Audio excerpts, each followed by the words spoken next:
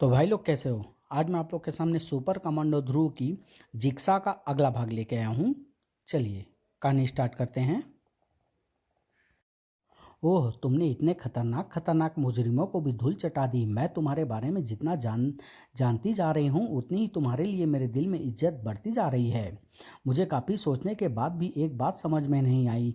इतने सालों तक तो मुझे ना अपना अतीत पता था और ना ही मैंने उसे कभी जानने की कोशिश की थी। लेकिन इतने सालों बाद आखिर लूका या जिक्सा को मुझ तक आने की और मुझे मेरा अतीत बताकर मारने की क्या ज़रूरत पड़ गई। जवाब हवा में उड़ता हुआ ध्रुव के पीछे आ रहा था। वे रहे हमारे दुश्मन। आज के बाद से हमको ध्रुव की चिंता करने की कभी ज़रूरत नहीं पड़ेगी और इसकी मौत के बाद हम एस्टेट को आराम से बेच सकेंगे। कॉटन नीचे गिरा दो लुका और फिर उड़ते चलते हैं लियोन की तरफ। ये लियोन पहुंचने का छोटा रास्ता है ध्रुव। हाईवे बन जाने के बाद अब कोई इसका इस्तेमाल नहीं करता। इससे हमारा करीब 70 मील का रास्ता बच। अरे, वह हेलीकॉप्टर कोई बॉक्स गिरा रहा है। गुड बाय ध्रुव, घबराना मत लियोन। लियोन में हम तुम्हारी अंत्येष्टि का जोरदार इंतजाम करके रखेंगे। जिक्सा और साथ में लूका भी है। इस बक्से में क्या है ध्रुव? बम? नहीं वेरा, मैं नहीं समझता कि एक बार बम का हमला नाकाम हो जाने के बाद जिक्सा दोबारा वही ट्रिक दोहराएगा। इसके अंदर कुछ और ही है। देखो, बक्सा अपने आप हिल रहा है। बक्सा खुल रहा है ध्रुव। नहीं, कोई उसे खोल रहा है। बक्से का ढक्कन खुला और उसके अंदर से एक ऐसी भयंकर आकृति ध्रुव और वेरा के सामने आकर खड़ी हो गई जैसी सिर्फ बुरे सपनों में ही दिखाई देती है। ओ गॉड, ये क्या है? यह तो सात्रे है जिसने मुझ पर रानदेवू जिम में हमला करवाया था और बाद में जिसका जिक्र फ्रांसवा ने किया था। ये हम पर हमला कर रहा है। बहरा बचो। अरे, मेरी स्टार ब्लेड में लगा रेडिएशन इंडिकेटर सिग्नल दे रहा है, यानी इसके शरीर में से रेडियोधर्मी विकिरण निकल रहे हैं। मैं समझ गई ध्रुव। इसकी हालत देखकर मुझे वह गुप्त रिपोर्ट याद आ गई जो लगभग 3 माह पहले हमारे पास इंटरपोल से आई थी। जिक्सा ने एक अमेरिकी लैब से एक ऐसी तकनीक को चुराया था जो एक आम इंसान को रेडिएशन युक्त प्राणी में बदल सकती थी। उससे उस प्राणी में असाधारण शक्तियां आ सकती है, लेकिन वे शक्तियां क्या थी इसका उस रिपोर्ट में जिक्र नहीं था। उसने शायद इसी तकनीक के प्रयोग से सात्रे को एक खतरनाक हथियार में बदल दिया है।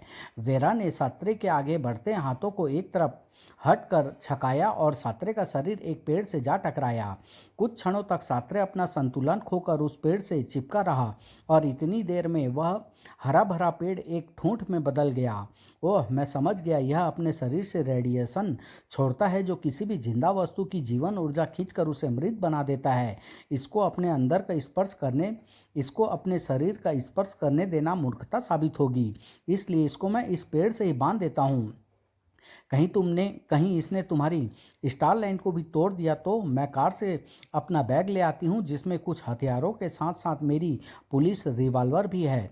उसकी नहीं पड़नी चाहिए वेरा। मैं नहीं समझता कि यह नाइलो स्टील की बनी स्टार लाइन को तोड़ सकता है। ध्रुव का ख्याल सही था। वह सिर्फ यह नहीं जानता था कि सात्रे बिना स्टार लाइन को तोड़े भी आज़ाद हो सकता था। अरे, स्टार लाइन बगैर इसके शरीर को नुकसान पहुंचाए इसके शरीर से आर पार हो रही है, जैसे जैसे इसका शरीर ठोस न होकर किसी लीजिए द्रव से बना हुआ हो, यानी रेडिएशन में इसके शरीर को जेली जैसा बना दिया है।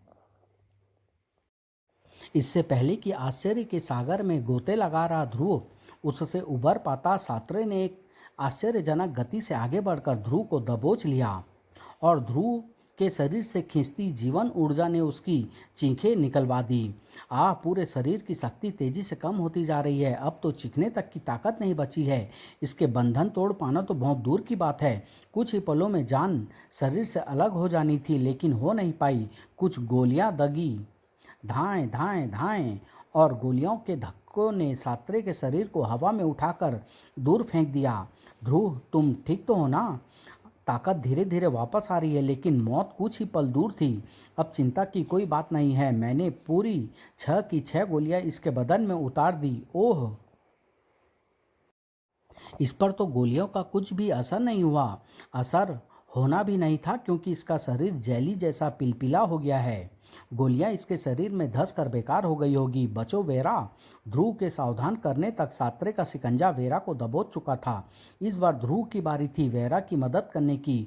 उम्मीद है कि जूतों से इसको छूने से मुझ पर कोई असर नहीं होगा। कम से कम ध्रुव का यह ख्याल सही निकला और वेरा की जान में फिर जान आ गई। इसको रोक पाना मुश्किल ही नहीं असंभव लगता है। ध्रुव, मेरी मानो तो गाड़ी में बैठकर यहाँ से भाग लो। इसको रोकने की कोशिश करके अपनी जान देने से कुछ भला होने वाला नहीं है। कैसी बात कर रही हो वेरा? इसको ऐसे छोड़ देने से यह कहीं और तबाही मचाएगा। अपनी मुसीबत को मैं दूसरे पर नहीं डाल सकता। वैसे भी मुझे पूरा विश्वास है कि यह हमारा पीछा छोड़ने वाला नहीं है। तो फिर इसे रोके तो कैसे रोकें? कोई ना कोई रास्ता तो जरूर। वह बक्सा जिसमें बंद करके जिक्सा ने इसको नीचे गिराया था, यही वह रास्ता है। जिक्सा ने इसको इस बॉक्स में इसलिए बंद किया होगा क्योंकि अगर यह खुला होता तो जिक्सा पर ही हमला कर देता और यह बक्सा इसकी मुख्य शक्ति रेडिएशन को रोक कर रख सकता है। तुम्हारा मतलब है कि हम इसको वापस बक्से में बंद कर दें? हाँ, इसके लिए हमको इसे बक्से की तरफ धकेलना पड़ेगा और इसके लिए हमको इस पर संयुक्त हमला करना पड़ेगा। मैं समझ गई ध्रुव। शायद यह बॉक्स शीशे यानी लेड का बना हुआ है क्योंकि लेड की चादरें विकिरणों को आसानी से रोक लेती है। ध्रुव और वेरा दो फुटबॉल खिलाड़ियों की तरह सात्रे को फुटबॉल समझकर खेलते हुए बक्से रूपी गोल तक तो ले आए, लेकिन उनकी मंशा पूरी नहीं हो सकी क्योंकि सात्रे भी उनकी स्कीम को समझ गया था और अब उसका वापस पिंजरे में बंद होने का कोई इरादा नहीं था। उसके एक ही शक्तिशाली वार से बक्से की चादरें टूटकर हवा में उड़ती हुई नीचे बहती नदी में जा गिरी। ओह, अब हम क्या करेंगे ध्रुव? यह तो अब मुझे भी नहीं समझ आ रहा वेरा। नहीं वेरा, यह एक इंसान इस पर गोलियां असर नहीं करती, लेकिन मेरे पास रिवॉल्वर के अलावा पुलिस नाइफ भी है जो इसके टुकड़े टुकड़े कर सकता है। नहीं वेरा, यह एक इंसान है और एक इंसान की जान लेना अनुचित है, चाहे वह किसी भी रूप में क्यों ना हो। हमने इस पर हमला नहीं किया ध्रुव, बल्कि इसने हम पर बिना किसी उकसावे के जानलेवा हमला किया है और आत्मरक्षा में किसी को मार डालने का हक कानून भी सबको देता है। ध्रुव के कुछ और कर पाने से पहले ही वेरा के हाथ में थमा चाकू चमक उठा था और सात्रे का सिर धड़ से जुदा होकर हवा में उछल चुका था। लेकिन ओह ओ गॉड, सिर कटने के बाद भी यह हरकत कर रहा है। यह इंसान है या भूत? घबराहट में वेरा के हाथ पागलों की तरह घूमने लगे और सात्रे के शरीर के टुकड़े कट कट कर सड़क पर तड़पने लगे। कमाल है, पूरा शरीर अलग अलग हो गया लेकिन खून का एक कतरा तक नहीं निकला। खैर, आखिरकार किस्सा खत्म हुआ। मुझे यह काम पहले ही कर देना चाहिए था। अब यहाँ से चलो ध्रुव, हम अगले पुलिस स्टेशन पर इस घटना की रिपोर्ट लिखवा देंगे और पुलिस इसके टुकड़े बटोर लेगी। ध्रुव वेरा के साथ कार की तरफ बढ़ा, लेकिन कार तक पहुंचने से पहले ही वे वापस घसीट लिए गए। अरे, यह क्या? कटने के बाद अलग अलग होकर भी इसके अंग हम पर हमला कर रहे हैं। इसका मतलब इसका शरीर जीवन ऊर्जा से नहीं, आणविक ऊर्जा से चल रहा है, क्योंकि गर्दन कटने के बाद तो जीवन ऊर्जा वैसे ही समाप्त हो जाती है। तू ठीक समझा ध्रुव। मेरा मस्तिष्क इस वक्त भी आणविक तरंगों के जरिए अपने अंगों को नियंत्रित कर रहा है। एक बार तुम दोनों को खत्म कर लूं, फिर मैं अपने अंगों को फिर से आणविक ऊर्जा द्वारा जोड़ लूँगा और उसके बाद जिक्सा मुझे फिर से पहले जैसा बना देगा। ओह, तो जिक्सा ने इसे यह प्रलोभन दिया है, लेकिन मैं समझता हूँ कि जिक्सा इसको ठीक नहीं कर सकता, क्योंकि अगर वह ऐसा कर सकता तो इसको छोड़कर भागता नहीं बल्कि मुझे मारने में इसकी मदद करता। खैर, वह तो बात की बात है। फिलहाल तो इन अंगों से निपटने का तरीका सोचा जाए, क्योंकि इनके स्पर्श से मेरे शरीर की जीवन ऊर्जा तेजी से खींच रही है। इससे पहले कि ध्रुव कोई तरीका सोच पाता, वेरा की ताकत ने जवाब दे दिया। उसका शरीर बेहोशी के आलम में कड़ी कड़ी सड़क से टकराया और वेरा को दबोचने वाले शरीर के अंग भी ध्रुव की तरफ लपक गए। अब ध्रुव को दो के बजाय चार अंगों से निपटना था और चारों तरफ से हो रहे प्रहारों ने पहले ही उसकी शक्ति को छीन कर दिया था। अब मैं और मुकाबला नहीं कर सकता और इनसे बचने का कोई रास्ता भी नहीं सूझ रहा। तू लाख दिमाग और ताकत लगा ले ध्रुव, लेकिन मैं अपने अंगों से तब तक तुझ पर वार करता रहूँगा जब तक तू मर नहीं जाता। इसका सिर यह खुद तो हिल नहीं पा रहा है, लेकिन अपनी आणविक मानसिक तरंगों से अपने अंगों को नियंत्रित करके मुझ पर वार कर रहा है। अगर मैं इस सर को कहीं दूर फेंक सकूं तो शायद इसके अंगों पर से इसका संपर्क टूटकर नियंत्रण खत्म हो जाए। अगले ही पल ध्रुव की एक सदी हुई कीक से सात्रे का कटा सर उधड़ता हुआ झाड़ियों और पत्थरों के बीच में जा गिरा। लेकिन ध्रुव के इस वार से उस पर हो रहे हमले में कोई फर्क नहीं पड़ा। सात्रे के सिर के चट्टान के पीछे गिरने से भी कोई फर्क नहीं पड़ा। अपने अंगों से उसका आणविक मानस संपर्क नहीं टूटा है, क्योंकि झाड़ियां और चट्टानें आणविक किरणों को रोक नहीं पा रही है। आणविक किरणों को सिर्फ लेड की चादर ही रोक सकती है, और लेड की सारी चादरें सात्रे ने पहले ही नदी में फेंक दी है। और अब मुझ में न तो संघर्ष करने की शक्ति बची है और न ही इस मुसीबत से बचने का कोई रास्ता। सोचने वेरा का कैमरा, यह शायद मेरी मदद कर सके। अब मुझे अपनी सारी बची खुची शक्ति को समेटकर सात्रे के कटे सिर के पास पहुंचना होगा। ध्रुव अपनी सारी ताकत का प्रयोग करके सात्रे के सिर तक पहुंचा, लेकिन कैमरे की मदद से ध्रुव आखिर करना क्या चाहता है? मरते वक्त मेरा चेहरा देखना चाहता है ध्रुव? देख ले, तू भी मेरी शक्ल देख ले सावे, क्योंकि इसके बाद पता नहीं तू कुछ देख पाए या नहीं। ध्रुव के एक ही प्रहार से कैमरा चकनाचूर हो गया और मेरा सोचना ठीक निकला। कुछ आधुनिक कैमरे की तरह इस कैमरे में भी लेड की लाइनिंग है, और यह लाइनिंग इसके मस्तिष्क को ढकने के लिए पर्याप्त है। एक बार इसका मस्तिष्क लेड की चादर से ढक गया तो फिर आणविक मानस तरंगें निकलनी बंद हो जाएगी,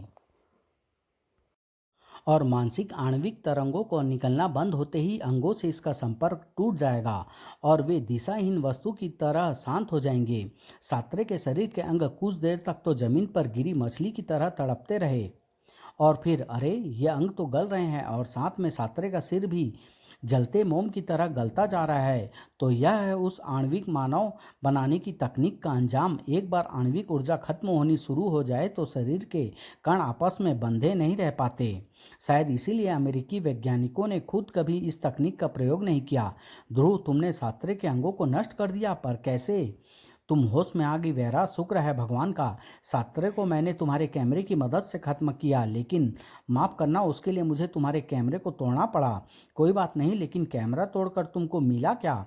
लेड यानी शीशा। कैमरा देखते ही मुझे याद आया कि कुछ कैमरों में लेड लाइनिंग होती है, ताकि अगर कैमरों को एयरपोर्ट जैसी जगहों पर एक्सरे मशीन से गुजारा जाए तो रील को नुकसान न पहुंचे, क्योंकि लेड रेडिएशन के साथ साथ एक्सरे किरणों को भी रोक सकता है। बस मैंने तुम्हारा कैमरा तोड़ा और उसमें किस्मत से लेड लाइनिंग निकल आई। बस फिर क्या था, मैंने उस लेड से सात्रे के कटे सर को ढक दिया और उसका संपर्क उसके अंगों से कट गया, और फिर वे अंग अपने आप गल कर पानी बन गए। अच्छा हुआ कि मैं कैमरा साथ लेती आई। अब यहाँ से निकल लो, क्योंकि जिक्सा भी लियोन पहुंच चुका है। इससे पहले कि वह तुम्हारे रास्ते में अड़चन डालने की कोई और योजना बना सके, हमको भी लियोन तक पहुंच जाना चाहिए। अभी भी लियोन पहुंचने में हमको कम से कम 6-7 घंटे और लगेंगे। ध्रुव और वेरा लियोन की तरफ तेजी से बढ़ तो रहे थे, लेकिन हेलीकॉप्टर और कार की गति में बहुत फर्क होता है। जिक्सा और लूका लियोन पहुंच चुके थे। वेलकम जिक्सा, और ध्रुव की मौत पर बधाई हो, क्योंकि अब तक तो सात्रे ने उसे खत्म कर ही दिया होगा। हाँ, मैंने हेलीकॉप्टर से तुमको मैसेज तो यही भेजा था, लेकिन अब मुझे किसी भी चीज़ पर भरोसा नहीं रह गया है। यह भी हो सकता है कि ध्रुव को सात्रे ना मार पाए। तुम यहाँ पर सतर्क रहो, क्योंकि ध्रुव यहाँ तक पहुँच सकता है। मैं सतर्क हूँ, और यहाँ पर बाकी तैयारी भी पूरी हो चुकी है। तुम एक बार कंट्रोल रूम में जाकर सब देख आओ।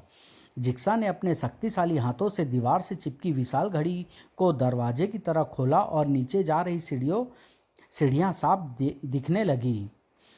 सीढ़ियाँ जो खत्म होती थी उस गुप्त कंट्रोल रूम में, जहां पर दुनिया की तबाही की कहानी लिखी जाने वाली थी।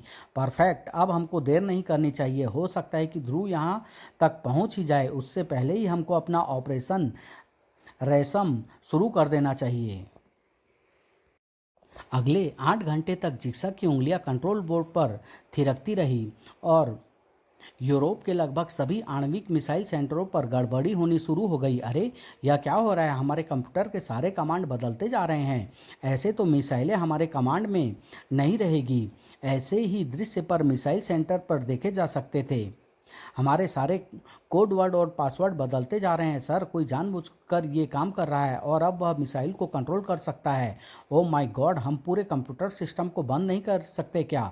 कर सकते हैं सर, लेकिन इस सिस्टम को बंद करते ही मिसाइलों के अंदर लगी कंप्यूटर प्रणाली अपने आप चालू हो जाएगी और फिर हम मिसाइल को पहले से ही फिक्स निशानों पर छूटने से नहीं रोक पाएंगे। हर जगह इसी की चर्चा होने लगी, अमेरिका स्थित व्हाइट हाउस में भी। तो फिलहाल हम क्या कर सकते हैं? कुछ नहीं मिस्टर प्रेसिडेंट, हम कोई रास्ता ढूंढने की कोशिश कर रहे हैं, लेकिन फिलहाल पूरी दुनिया उस राक्षस के रहमो करम पर है जिसने यह गड़बड़ी की है। वैसे अभी अभी फ्रेंच दूतावास से आई रिपोर्ट के अनुसार जिक्सा नामक एक अपराधी, अरे कंप्यूटर पर कोई मैसेज आ रहा है। मैसेज जिक्सा द्वारा ही भेजा जा रहा था। ओह, यह तो जिक्सा का ही संदेश है। सारे यूरोप को आणविक मिसाइलें मेरे कब्जे में हैं। अगले 24 घंटे के अंदर अंदर अगर मुझे 50 खरब डॉलर मूल्य का सोना मेरे बताए पते पर ना भेजा गया तो सारी मिसाइलें एक साथ दाग दी जाएगी। यही मैसेज आपके देश अमेरिका के अलावा यूरोप के बाकी देशों की सरकारों के पास भी भेजा जा रहा है जिक्सा। यह जिक्सा तो बहुत तेजी से काम कर रहा है। अब हम क्या करें मिस्टर प्रेसिडेंट? सभी मित्र देशों के पास सूचना भिजवा दो कि वे अपने अपने हिस्से का सोना तैयार रखें। अगर अगले 23 घंटे तक इस मुसीबत को रोकने का उपाय न मिले तो 24 घंटे में सोना दे दिया जाए, क्योंकि मुझे आभास हो रहा है कि यह जिक्सा कोरी धमकी नहीं दे रहा है। अब या तो इस दुनिया को हमारे वैज्ञानिक बचा सकते हैं और या फिर भगवान। अमेरिकी राष्ट्रपति यह नहीं जानते थे कि इन दोनों के अलावा एक तीसरा शख्स भी था जो इस जिक्सा को रोक सकता था, और वह जिक्सा के पास तक पहुंच चुका था। यही है वह एस्टेट जहां रघुवंशी अंकल रहते थे। ध्रुव, देखो काका, तू अभी शायद यही बता रहा है। हाँ वेरा, आखिरकार मैं लियोन में पिताजी के घर तक पहुंच ही गया। अब देखना यह है कि मेरे परिवार में और कौन कौन लोग रहते हैं और वे लोग मेरा स्वागत करते हैं या तिरस्कार। और सबसे बड़ा सवाल यह है कि वे मुझे जिक्सा के बारे में क्या बता सकते हैं। घंटी बजी और अंदर इंतजार कर रही मॉर्सेल की सांसें सीने में ही रुक कर रह गई। यह तो ध्रुव है, सात्रे को मारकर यहाँ तक पहुँच गया। यह लड़का है या शैतान? लेकिन मॉर्सेल ने इस स्थिति से भी निपटने की तैयारी कर रखी थी। कौन हो तुम लोग? क्या चाहते हो? मैं ध्रुव हूँ, रघुवंशी का बेटा। रघुवंशी? कौन रघुवंशी? ओह, तुम मेरे देवर रघुवंशी के बेटे हो। उसी रघुवंशी के बेटे जिसने एक बेगुनाह इंस्पेक्टर के खून से अपने हाथ रंगकर इस खानदान के माथे पर हमेशा के लिए कलंक लगा दिया और उसके बाद न जाने कहाँ भागकर छुप गया। कहाँ है वह कलंकी? और तुम्हारी यहाँ आने की हिम्मत कैसे हुई? आपने मेरे पिता रघुवंशी को देवर कहा, यानी आप उनकी भाभी और मेरी ताई हुई, लेकिन आप तो बिना मेरे कुछ बोले ही बरस पड़ी। मुझे अपने पिता के बारे में कुछ दिनों पहले ही पता चला और मैं उनके नाम पर लगा दाग छुड़ाने फ्रांस तक आ गया और यहाँ आकर मैंने साबित कर दिया कि वे निर्दोष थे, उनको फंसाया गया था। ध्रुव ठीक कह रहा है मिसेज मॉर्सेल। मॉर्सेल, मेरा नाम मॉर्सेल है। मैं रघुवंशी के बड़े भाई रघुपति की पत्नी हूँ। हाँ तो मिसेज मॉर्सेल, मेरा नाम वेरा है। मैं पेरिस में एक पुलिस इंस्पेक्टर हूँ। ध्रुव के पिता पर मेरे पिता ल्यूबेक की हत्या का ही आरोप था, लेकिन पिछले दिनों यह साबित हो गया है कि मेरे पिता की हत्या पुलिस कमिश्नर फ्रांसवा और जिक्सा नाम के एक अपराधी ने मिलकर की थी और रघुवंशी को उस हत्या में फंसाकर हत्यारा बना दिया गया था। ओह, यानी जिक्सा तब से हमारे खानदान के पीछा पड़ा हुआ है। लेकिन देवर जी कहाँ हैं? वे तुम्हारे साथ क्यों नहीं आए? आओ अंदर, अंदर आओ। वे और मेरी माँ हिंदुस्तान में हुए एक हादसे में नहीं रहे, लेकिन आपने जिक्सा का नाम ऐसे लिया जैसे आप उसको बहुत पहले से जानती हो। कौन है जिक्सा? किससे बात कर रही हो मार्सेल? ओह, आइए देखिए कौन आया है। आपका भतीजा यानी रघुवंशी का बेटा ध्रुव। ये तुम्हारे ताऊ हैं ध्रुव, मेरे पति रघुपति। ध्रुव, हाँ डार्लिंग, लेकिन अब तुम इस पर बरसने मत लगना। इंस्पेक्टर वेरा ने अभी अभी बताया है कि रघुवंशी निर्दोष था, उसे फंसाया गया था। बेचारा निर्दोष साबित होने से पहले ही इस दुनिया से चल बसा। रघुवंशी मर गया? मर गया मेरा भाई? बीती बातें सोचकर दुखी मत हो, आज तो खुशी का दिन है। हमारा भतीजा पहली बार अपने घर में आया है। अब जिक्सा के बारे में कुछ बता रही थी। हाँ जिक्सा, वह इसी इलाके का एक बदनाम शख्स था। इस इस एस्टेट पर कब्जा करना चाहता था, लेकिन रघुवंशी ने उसकी सारी चालें विफल कर दी। जरूर इसीलिए उसने रघुवंशी को हत्या के आरोप में फंसा दिया होगा। और यह लूका कौन है? लूका? लूका हमारा बेटा है, तुम्हारा बड़ा भाई, लेकिन वह भी अब न होने के बराबर है। ऐसा क्यों? जिक्सा ने उसको अपने जाल में फंसाकर उसको भी अपने जैसा बना दिया है। वह अब हमारे साथ नहीं, जिक्सा के साथ ही रहता है, और अब जिक्सा उसके जरिए इस एस्टेट पर कब्जा करना चाहता है। ओह, शायद तभी लूका ने मुझे मारने की इतनी कोशिश की। उसको किसी तरह से मेरे बारे में पता चल गया होगा और वह जायदाद में हिस्सेदार नहीं चाहता होगा। इसीलिए जिक्सा और लूका मेरे पीछे पड़ गए और मुझे लियोन आने से रोकने लगे। ध्रुव ने अपने आप ही मार्शल को झूठ सोचने की मुसीबत से छुटकारा दिला दिया था। ओह, तुम पर भी हमला हुआ? जरूर यह जिक्सा की साजिश होगी जिसमें उसने लूका बेचारे को अपना मोहरा बनाया है। यह आवाज़? ओह, मेरे पेजर पर कोई मैसेज आ रहा है। पेजर पर मैसेज पढ़ते ही वेरा चौंक उठी। ध्रुव, इधर आओ, मुझे तुमसे कुछ ज़रूरी बात करनी है। अभी अभी पेजर पर पुलिस मैसेज आया है कि जिक्सा ने स्कैम्बलर से यूरोप की सारी मिसाइलों को अपने कब्जे में ले लिया है और 24 घंटे के अंदर $50 बिलियन का सोना मांगा है। ओह, लेकिन जिक्सा ने हेलीकॉप्टर में जाते हुए कहा था कि वह लियोन जा रहा है, यानी यहीं पर। हाँ, पुलिस डिपार्टमेंट भी यह जानता है कि जिक्सा फ्रांस में ही है, इसलिए ऑर्डर आया है कि हर पुलिस वाला जिक्सा की तलाश में जुट जाए। ठीक है, जिक्सा लियोन में ही है और लियोन में रह चुकने के कारण तुम्हारे यहाँ पर काफ़ी संपर्क होंगे। तुम अपनी तलाश शुरू कर दो, मैं भी यहाँ पर सब निपटा कर तुम्हारा साथ देने आता हूँ। वेरा तुरंत जिक्सा की तलाश में वहाँ से रवाना हो गई। यह इंस्पेक्टर कहाँ गई? ध्रुव? वह पहले लियोन में ही रहती थी, अपने जान पहचान वालों से मिलने गई है। मैं तो आप लोगों के बारे में एकदम अनजान हूँ ताई जी। आप दोनों और लूका के अलावा मेरे परिवार में और कौन कौन है? तुम्हारे दादा हैं ध्रुव। दरअसल उनके सिर्फ दो ही बेटे हुए। एक तुम्हारे पिता रघुवंशी जो अब नहीं रहे, और दूसरे उनके बड़े भाई रघुपति जो मेरे पति हैं। तो दादाजी अब कहाँ हैं? रघुवंशी पर कातिल होने का आरोप लगने और उसके लापता हो जाने के बाद से ही दादाजी की तबीयत खराब रहने लगी थी, और फिर लगभग 5 साल पहले उन पर पक्षाघात यानी पैरालिसिस का अटैक पड़ा, और तब से वे न हिल सकते हैं और न बोल सकते हैं। वैसे मैं उनकी देखभाल करती हूँ, और जब मैं यहाँ नहीं रहती तो किसी नर्स को बुला लेती हूँ। वे ऊपर कमरे में रहते हैं। ऊपर कमरे में मैं जाकर उनसे मिल सकता हूँ? हाँ, क्यों नहीं, आओ। और फिर ये रहे, अगर इस बूढ़े से ठीक होने और इस पर दबाव डालकर अपने नाम वसीयत करवा सकने की आशा न होती तो इसको कभी का मरने के लिए छोड़ दिया होता। दादाजी, दादाजी, आंखें खोलिए दादाजी, मैं ध्रुव हूँ, रघुवंशी का बेटा। बहुत दूर से आपको ढूंढता ढूंढता यहाँ तक आया हूँ। ऐसे बहुत कम अवसर आते थे जब ध्रुव की आंखें आंसुओं से छलछला उठे, लेकिन दादाजी के लगभग बेजान शरीर पर न तो ध्रुव की आवाज़ का असर हुआ और न ही आंसुओं का। बोलना बेकार है ध्रुव, ये तुम्हारी न तो आवाज़ सुन सकते हैं और न ही तुम्हारी उपस्थिति को यहाँ पर महसूस कर सकते हैं। अब आओ, डॉक्टर ने इनको ज़्यादा परेशान नहीं करने को कहा है। इनके ठीक होने के कितने चांस है ताई जी? उम्मीद तो कम है। वैसे डॉक्टर ने हवा पानी बदलने को कहा है, शायद उससे कुछ असर पड़े, इसीलिए हम एस्टेट को बेचकर यहाँ से कहीं दूर जाने की सोच रहे हैं।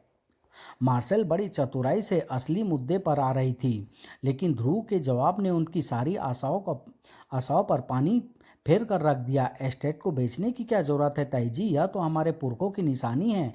आपको जितने पैसों की ज़रूरत हो मुझसे कहिए, मैं कहीं ना कहीं से कोशिश करके पैसों का इंतजाम कर दूंगा। ये पट्टा तो सारी बात ही गोल कर गया। खैर, ये बातें तो होती ही रहेगी। चलो पहले चाय पी लो। डिनर के लिए मैं नहीं रुकूंगा, मुझे अभी पास काम से जाना काम वेरा के पास काम से जाना। अरे, वह कौन है? तुम डिनर कितने बजे लेते हो ध्रुव?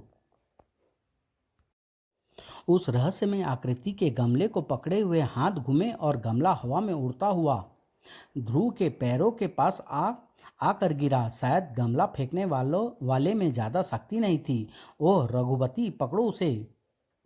रघुपति और मॉर्सल के साथ ध्रुव भी ऊपर की तरफ भागा, लेकिन अरे, कहाँ गायब हो गया? कहीं नजर नहीं आ रहा है। दादाजी को देखिए, कहीं वह उसको तो नुकसान नहीं पहुंचाने आया था। नहीं, तुम्हारे दादाजी एकदम सुरक्षित हैं। तो फिर वह कौन था, और यहाँ पर करने क्या आया था मुझ पर गमला फेंकने? या वह जिक्सा का कोई आदमी था जो मुझे चेतावनी देने यहाँ तक आ गया था? यह तो मुझे भी नहीं पता कि वह रहस्यमय इंसान कौन था। इससे पहले तो कभी उसको देखा नहीं। वह अंदर तक कैसे आ गया और फिर कहाँ गायब हो गया? तुम चिंता मत करो ध्रुव, उसका पता चल ही जाएगा। तुम उस क्या नाम है, वेरा के पास जाने की बात कर रहे थे ना? तुम अपना काम निपटा कर आराम से आओ। नहीं ताई जी, फिलहाल मैंने जाने का इरादा बदल दिया है। न जाने क्यों मुझे थकान सी महसूस हो रही है।